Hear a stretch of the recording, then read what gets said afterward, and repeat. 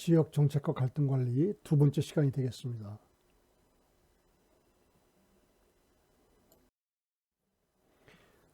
두 번째 시간에서는 제3절 지역이기주의와 갈등 관리 방안에 대해서 설명하도록 하겠습니다. 지역이기주의 갈등 관리 방안에는 크게 행정제도적 방안과 타협, 다시 말해 협상이 있겠습니다. 행정제도적 방안에는 주민참여제도와 정보공개제도와 부지 경매를 통한 해결, 충분한 보상, 지역주민과의 협력체제 구축, 행정신뢰성 구축 등이 있고요. 타협의 전략에 대해서는 협상에 대해서 쭉 우리가 살펴보도록 하겠습니다.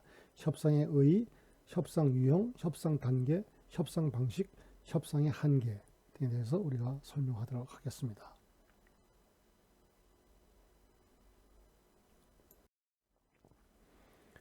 먼저 지역이기주의와 갈등관리 방안에 대해서 설명하겠습니다. 갈등 해결의 기본 방향은 두 가지가 있습니다. 사회갈등 통제 방식과 사회갈등 관리 방식이 있습니다. 사회갈등 통제 방식은 정부가 사회갈등 발생을 근원적으로 억제하고 사회갈등이 표면화되면 이를 강압적인 수단을 통해서 해결하려고 하는 것이 사회갈등 통제 방식이 되겠습니다. 반면에 사회갈등 관리 방식은 갈등이 확산되거나 악화되는 것을 막고 유익한 결과를 가져오도록 여건을 조성하는 방식이 되겠습니다.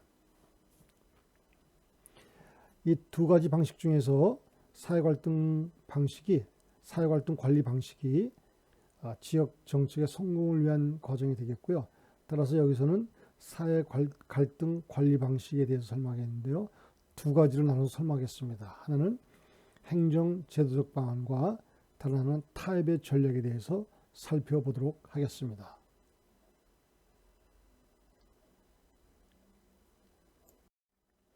먼저 행정제도적 방안이 되겠습니다. 첫 번째로 지역정책 수립 과정에서 주민의 참여를 제도화시키는 것입니다. 정책의 수립 과정에서 주민을 참여시키는 것은 의사결정에 합리화를 가져올 수도 있고 또 계획의 정당성을 확보하기도 용이하고요. 그리고 주민의 이해 조정과 주민의 협력을 위해서도 필요하게 되겠습니다. 특히 주민의 의견을 광범위하게 청취하기 위해서 공청회 제도라든가 지방의회 역할의 증대 등이 있습니다. 이처럼 지역 정책 수립 과정에서 주민 참여를 제도화시키면 갈등을 관리할 수 있게 되겠습니다.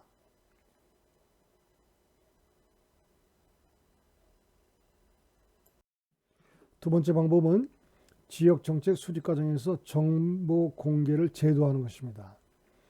행정 정보 공개는 주민과 정부 간의 신뢰관계를 높이고 주민들의 행정 참여를 촉진시킬 수가 있습니다.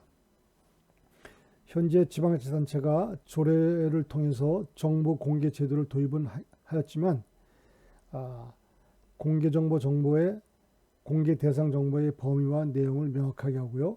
공개 원칙에 대한 예외 적용에 대한 명확화, 일관된 문서관리 시스템의 구축 등이 필요합니다. 특히 정보 공개에 대한 행정기관의 수동성과 정보 제공 기능을 활발히 하도록 하기 위해서 정보 공개 의무제도의 도입을 고려할 필요가 있습니다. 이처럼 정보 공개 의무제도를 도입하게 되면 지역 정책 수립 과정이 투명하게 되고 그래서 지역 주민과 지역 정부 간의 갈등을 관리할 수 있게 될 것입니다.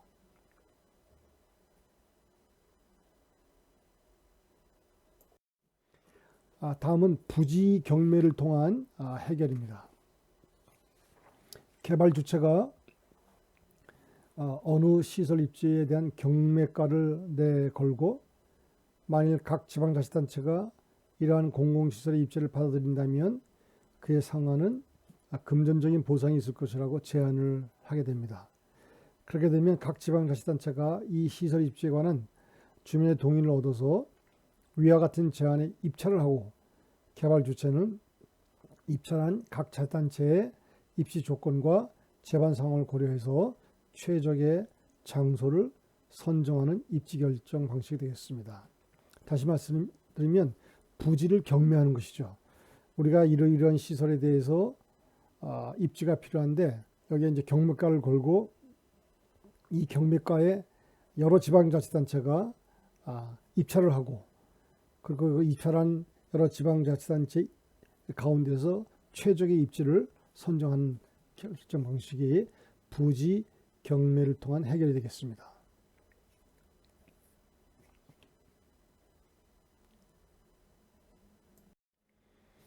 네 번째로는 충분한 손실 보상 체계의 확립입니다. 지역개발 정책은 어떤 토지 소유자에게는 개발 이익이 되지만 다른 토지 소유자에게는 개발 손실을 발생할 수도 있게 합니다. 그래서 이러한 불합리한 점을 개선하기 위해서 지역개발기금에 개발특별회계를 설치해서 운영할 필요가 있습니다. 개발특별회계를 설치를 하여서 도시계획시설 사업에 설치 지원을 할 수가 있습니다. 시, 도지사, 시장, 군수는 도시개발 사업을 촉진하기 위해서 자치단체에 도시개발 특별회계를 설치할 수 있다고 이렇게 규정하고 있습니다. 그래서 개발특별회계를 통해서 충분한 손실보상 체계를 확립하는 것이 필요합니다. 다섯 번째는 정치적 해결 방안으로서 찬성 지역 주민을 동원하는 것입니다. 지역 정책에 반대하는 세력도 있지만 찬성하는 세력도 있습니다. 따라서 시설 입지를 희망하는 지역 주민들을 정치적으로 동원해서 그 지역 정책에 찬성하도록 유도하는 것입니다. 찬성을 지원하도록 이 지역 주민들을 동원하는 것이 되겠습니다.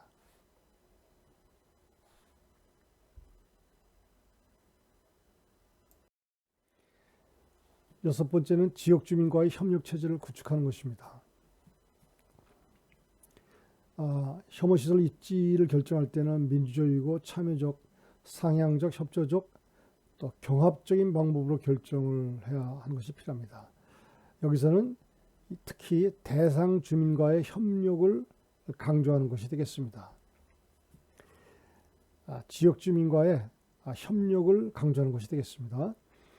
원활한 입지 결정을 위한 5단계 협력 과정이 있습니다.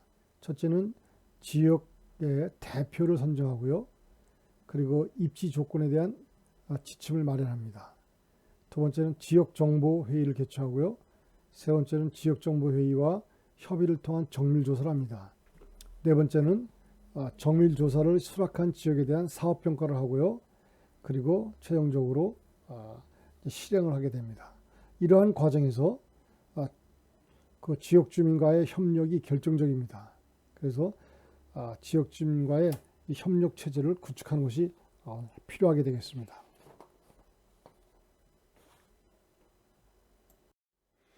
일곱 번째는 행정의 신뢰성 구축입니다. 행정의 신뢰성을 구축해서 지역 이기주의를 극복하는 것이 되는데 이렇게 행정의 신뢰성을 구축하는 것은 지방정부와 주민 간의 신뢰성을 구축하는 것은 오랜 시간이 요구됩니다. 행정기관의 신뢰 구축을 위해서 3단계가 필요한데요. 첫 번째 단계는 인간적인 접근입니다. 공무원들이 안면이 있는, 면식이 있는 주민을 직접 만나서 설득하는 것입니다. 여기서는 지방자치단체장도 동원이 되지만 전 공무원이 동원이 돼서 이 면식이 있는 주민들을 설득하는 것입니다.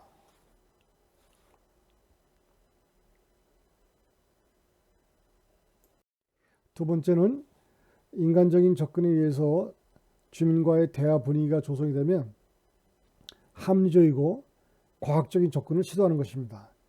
다시 말하면 전문가를 동원해서 사업의 영향, 환경 영향 평가를 하고 사업으로 인한 부작용이 없다는 것을 과학적인 자료로 갖고서 설명하는 것입니다.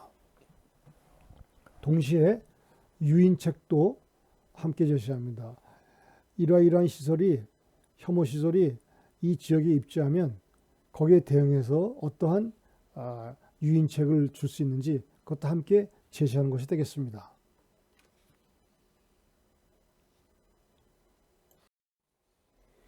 세 번째로는 사업 관리 및 감독을 철저히 하는 것입니다.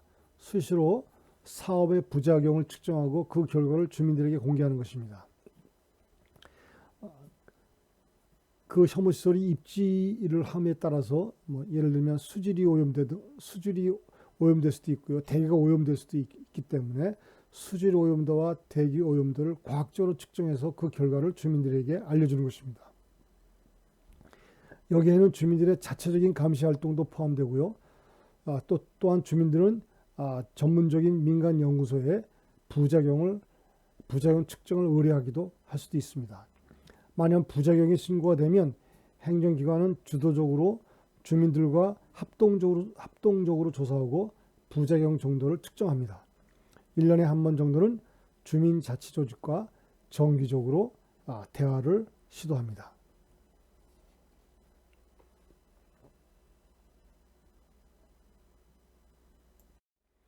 여덟 번째는 상급기관이 지시명령하는 것입니다. 공식적인 권한에 근거해서 상급기관의 지시명령에 의해서 갈등을 해소시키는 방법이 되겠습니다. 상급기관에 의한 명령으로 인하여 갈등 해소하는 것은 갈등 당사자 간의 합의를 항상 전제로 하는 것은 아닙니다. 당사자 가운데 어느 한쪽이 상급기관의 결정에 찬성하지 않더라도 상급기관의 정당한 명령에 복종하지 않을 수 없을 것입니다. 상급기관의 명령에 의해서 갈등을 관리하는 것이 되겠습니다. 자, 이처럼 갈등 관리하는 방법 중에 행정제도적 방안으로서 8개를 설명을 했습니다. 지역정책 수립 과정에서 주민 참여의 제도화, 그리고 두 번째로 정보 공개의 제도화, 세 번째로 부지 경미를 통한 해결, 네 번째로 충분한 손실 보상 체계 확립, 다섯 번째로 찬성 지역의 주민을 동원하는 것, 그리고 여섯 번째로 지역 주민과 협력 체제를 구축하는 것, 일곱 번째로 행정의 신뢰성을 구축하는 것입니다. 그리고 마지막 여덟 번째로 상급기관이 지시명령에 의해서 갈등을 해소시키는 방법이 되겠습니다.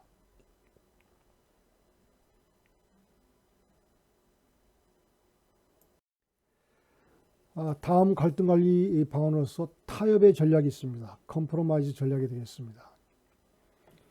타협은 당사자들이 대립되는 주장을 부분적으로 양보하면서 공동으로 결정하는 방법이 되겠습니다. 타협에는 당사자 간에 협상하는 방법도 있지만요.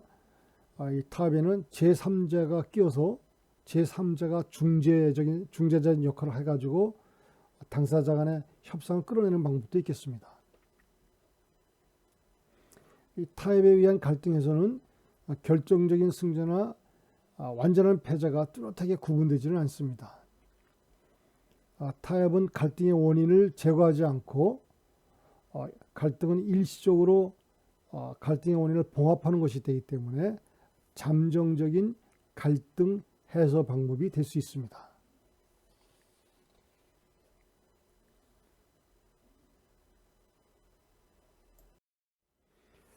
여기서는 타협적 전략의 전형적인 형태인 협상론에 대해서 설명하도록 하겠습니다. 먼저 협상의 의의가 되겠습니다.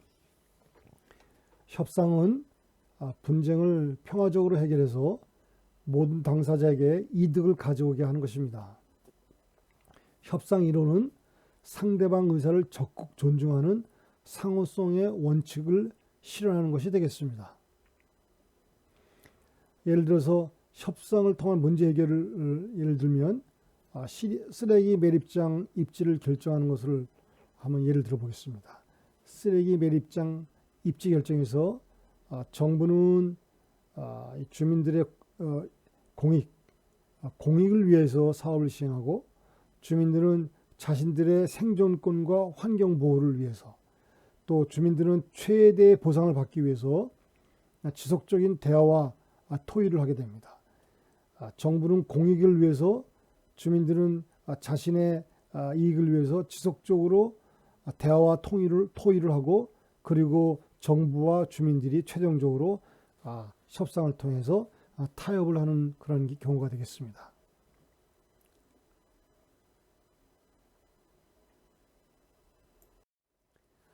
협상의 유형과 합리적인 전략에 대해 설명하겠습니다. 협상의 유형에는 배분적 협상과 융화적 협상이 있겠습니다. 배분적 협상은 협상을 이해관계의 단순한 배분에 관련된 것으로 간주합니다. 당사자, 지방정부와 주민의 사이 어떤 이해관계가 있는데, 이 이해관계를 단순히 배분시키는 것으로 간주하는 것이 배분적 협상이고, 이 배분적 협상은 이해관계를 제로섬 게임으로 간주합니다. 반면에 융화적 협상이라고 한다면 협상을 가치를 창출하는 과정으로 보는 것이죠. 가치나 이익을 창출하는 과정을 보고, 이것은 제로섬 게임이 아니라 탈제로섬 게임으로 간주하는 것입니다. 따라서 융화적 협상에서는 당사자의 가치를 증대시키고 생산적으로 당사자 간의 교환 과정을 거치는 것이며, 당사자의 이익의 합이 극대화되는 그러한 경제적 효율성을 달성하는 것으로 협상을 보고 있습니다. 이처럼 협상을 배분적 협상과 융화적 협상으로 볼 수 있는데, 우리는 흔히 이 융화적 협상을 협상의 전형적인 예라고 볼 수 있습니다. 전형적인 유형으로 볼 수 있습니다.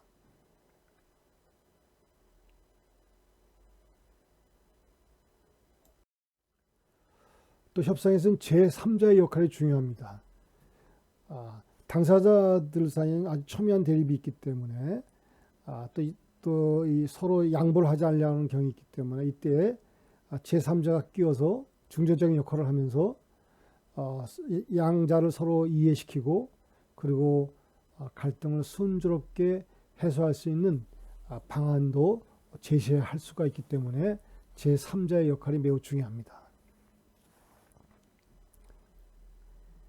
또한 협상에서는 협상 윤리가 있습니다. 협상 윤리라고 한다면 상대가 나에게 하지 않기를 원하는 행위를 자신이 상대에게 하지 않는다는 원칙이 있습니다. 협상 윤리가 되겠습니다. 협상이 너무 게임으로 변해서 노골적인 이해관계 투쟁의 장이 되는 경우에는 생산적인 가치 창조가 불가능하게 되기 때문에, 상대가 나에게 하지 않기를 원하는 행위를 자신도 상대에게 하지 않는다는 원칙, 협상 윤리가 매우 중요합니다.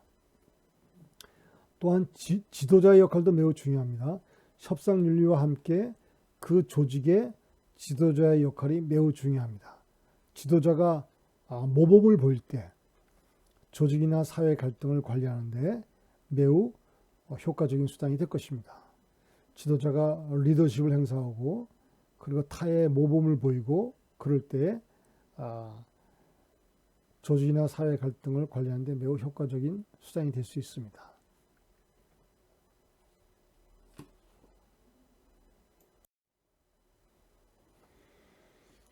다음은 협상의 단계입니다. 협상의 단계 첫 번째는 정보 교환 단계가 있습니다. 그리고 두 번째는 균형화 단계, 세 번째는 상호 양보 단계, 그리고 네 번째는 협상 종결 단계 등 이렇게 네 단계로 나눠지고 있습니다. 먼저 첫 번째 정보 교환 단계입니다. 협상 초기 단계에서는 양 당사자 간의 정보 교환 활동이 활발하게 일어납니다. 협상 당사자는 서로 상대방에게 자신의 입장과 기대를 성실하게 표명하도록 요구합니다. 상대방이 이를 먼저 하기 전에 자신이 먼저 하려고 하지는 않습니다. 협상 당사자는 자신들의 입장과 기대를 먼저 성실하게 표명하도록 요구합니다. 따라서 성공적인 협상을 하기 위해서는 상대방을 먼저 배려가 먼저 필요합니다. 상대방에 대한 배려, 고려가 있어야 됩니다.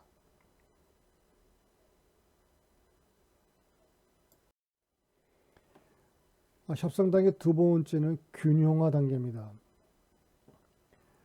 이 단계에서는 협상 당사자들이 자신의 입장을 주장하는 단계입니다.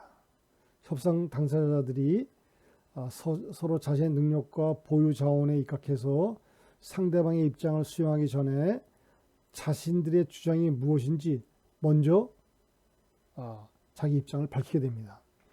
협상 당사자들은 상대방의 초기에는 전혀 양보하지 않으려는 그런 태도를 보입니다. 이러한 협상 당사자들이 서로 양보하지 않으려고 하지만 결국에는 균형을 유지를 하면서 진행이 됩니다. 그래서 균형화 단계가 되겠습니다.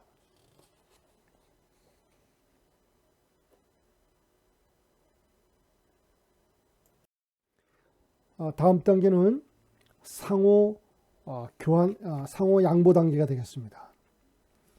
앞에 두 단계, 즉 정보 교환 단계와 균형화 단계를 거침에 따라서 향후 협상 게임의 사태 진전 추이를 개괄적으로 이제 간파를 했습니다. 따라서 여기서는 상호 간에 직간접적으로 어느 정도 양보할 수 있는지 그 양보의 수준을 얘기합니다. 양보 수준을 표명합니다. 나는 이 정도까지는 양보할 수 있다. 이렇게 양보 수준을 표명하게 됩니다. 그러나 양보와 상호 교환과 상담이 계속적으로 구체적으로 진행되긴 되지만 아직까지 최종 결론에는 이르지 못하고 있습니다.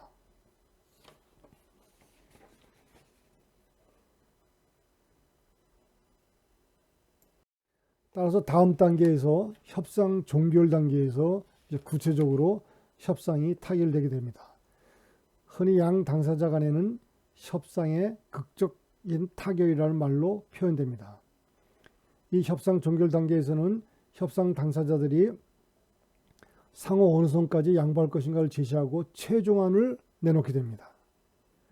여기서는 협상 당사자들이 서로 상대방으로부터 얻을 수 있는 것과 협상 대상이 될 수 없는 것을 파악하고 이를 통하여 협상이 구체적으로 타결이 됩니다. 이처럼 협상의 단계는 4단계를 거치는데 정보 교환 단계, 균형화 단계, 상호 양보 단계, 그리고 협상 종결 단계 등 4단계를 거치게 됩니다.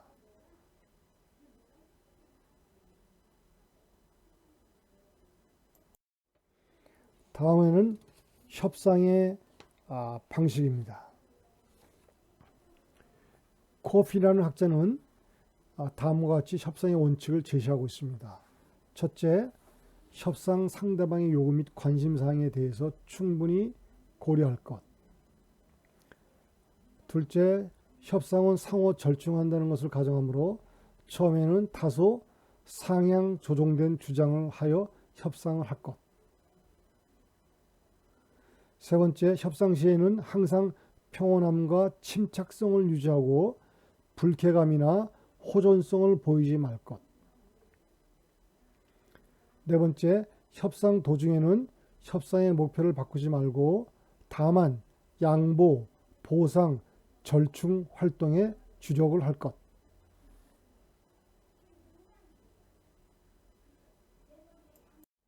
다섯 번째, 필요한 경우에는 충분히 심사숙고하는 시간을 가질 것. 여섯 번째, 상대가 비록 약할지라도 경시하지 말고 경계를 기울일 것. 일곱 번째, 너무 성급히 협상하지 말고 누구나 한계점이 있다는 것을 명심할 것. 여덟 번째, 상대방의 저항, 고집 주장에 대해서 기다리며 듣는 태도를 보일 것. 9번째, 상대방의 능력과 지식을 인정해 줄 것. 이처럼 커핀이라는 학자는 협상의 방식으로서 9가지 원칙을 제시했습니다.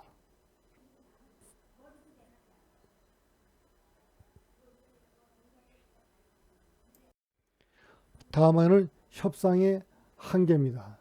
협상 전략을 우리 사회에 직접 적용하는 데는 여러 가지 한계가 있다는 것입니다. 첫째로 협상을 통한 문제 해결을 하기 위해서는 상대방에 대한 이해와 계속적인 대화와 토의가 필수입니다. 그러나 실제로 보면은 상대방의 이해와 계속적인 대화와 토의가 그렇게 잘 이루어지지 못하고 있습니다.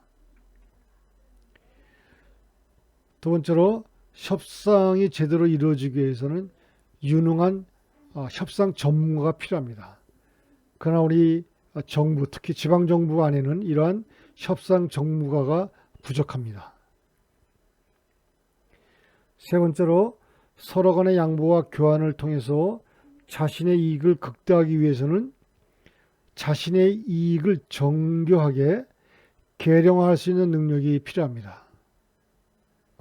내가 취할 수 있는 이익이 얼마인지를 정교하게 계량화해야 되는데 우리 사회 전반적으로 이러한 계량화된 능력이 부족하다는 것이죠.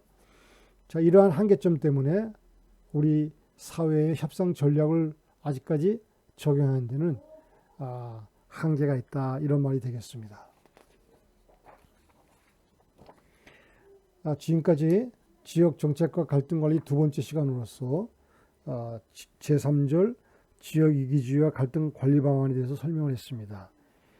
갈등 관리 방안에서는 특히 행정 제도적 방안에서 6가지를 설명했고요. 그리고 또 다른 갈등 관리 방안으로서 타협의 전략으로서 협상에 대해서 우리가 설명을 했습니다. 이상으로 지역 정책과 갈등 관리에 대한 강의를 마치도록 하겠습니다. 지역 정책과 갈등 관리를 끝으로 지역 개발론 후반기 강의를 모두 마치게 되겠습니다.